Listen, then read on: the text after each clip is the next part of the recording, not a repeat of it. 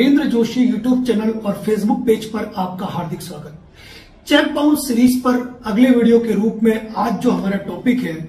वो है कि चेक बाउंस केस फाइल करने के लिए हमें क्या क्या डॉक्यूमेंट लगाने चाहिए। हमारे गए वीडियो में आपने जाना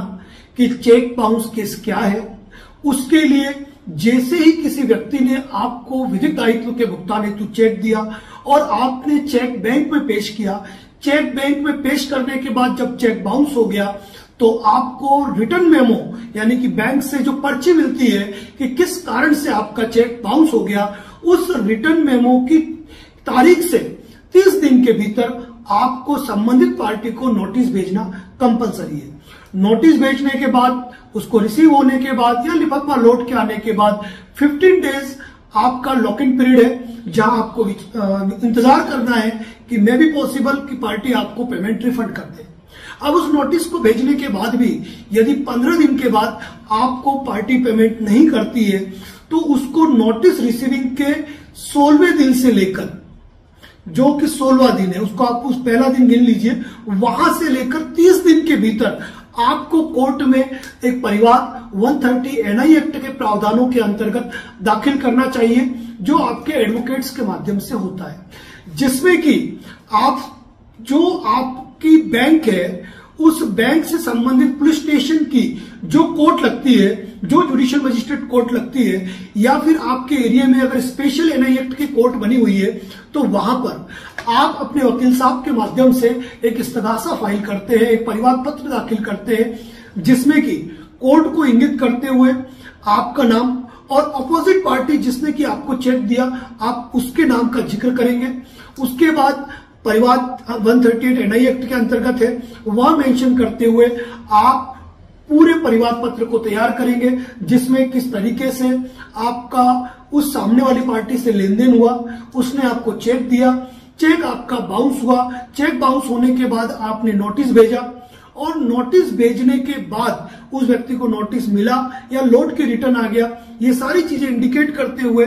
आप इस परिवाद पत्र को दाखिल करते हैं, जिसमें जुडिक्शन भी लिखा जाता है कि किस कारण से इस न्यायालय में यह पेश किया जा रहा है और उसकी जो संबंधित कोर्ट फीस होती है, जो प्रत्येक स्टेट के अनुसार अलग अलग होती है, उस कोर्ट फीस को भी आपको जमा कराना होता है। उस राशि के जो टिकट है वह आपके परिवाद पत्र पर लगते हैं। अब ये जो आप परिवाद पत्र प्रस्तुत करते हो, इसके साथ डॉक्यूमेंट जो लगते हैं सबूत के रूप में कि आप का वास्तव में मुकदमा बनता है, ये प्रकरण बनता है। इसके लिए सर्वप्रथम आप जिस एरिया में रहते हो आपको अपना आधार कार्ड की फोटोकॉपी अटैच करनी है।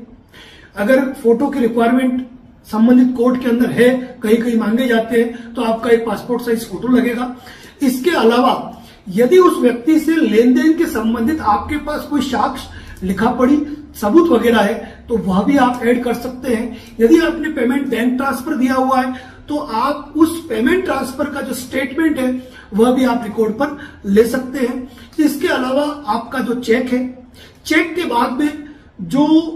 आपने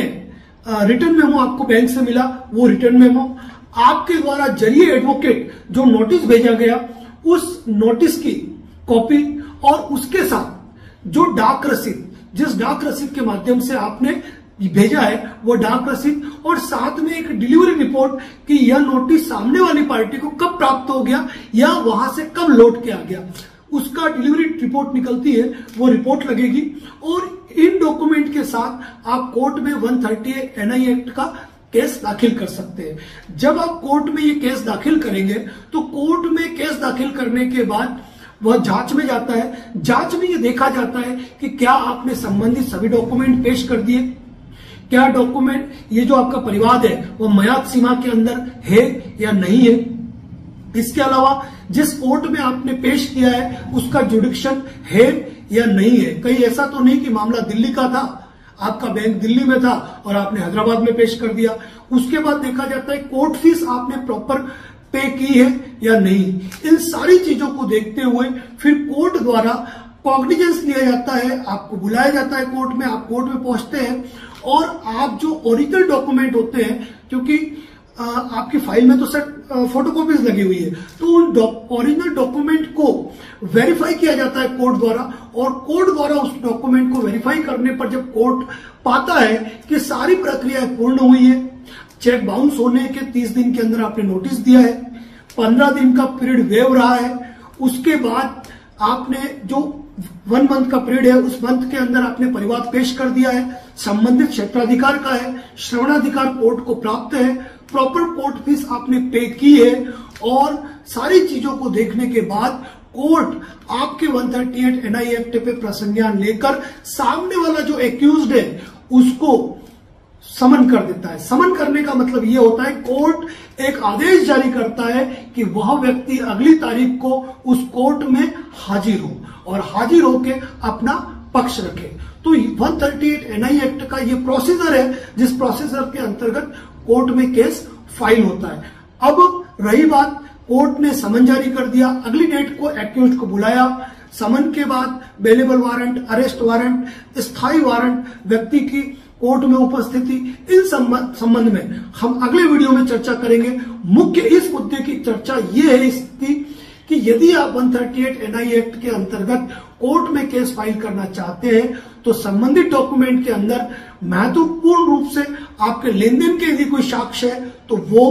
आपका cheque, return memo, advocate notice, डाक रसीद, डिलीवरी रिपोर्ट या लिफाफा रिटर्न लौट के आ गया, वह सारे डॉक्यूमेंट कोर्ट की फाइल में लगते हैं, जिस आधार पर कोर्ट में प्रसंज्ञान लिया जाता है और जो एक्यूज्ड है, जो अभियुक्त है, जिसने आपको चेक दिया और भुगतान नहीं किया, उसको कोर्ट द्वारा समन किया जाता है। इसके आगे की जो जानकारी है हमारे नेक्स्ट वीडियो में आपको देखने को मिलेगी। चेक बाउंस से रिलेटेड एक पूरी सीरीज हम हमारे यूट्यूब चैनल और फेसबुक पेज पर पोस्ट करेंगे। यदि आप चैनल पे नए हैं तो सब्सक्राइब करें क्योंकि कानून से जुड़ा प्रत्येक अपडेट आपको इस चैनल पे मिलता रहेगा। धन्यवाद। जय हिंद, जय भारत, जय मेवाड़।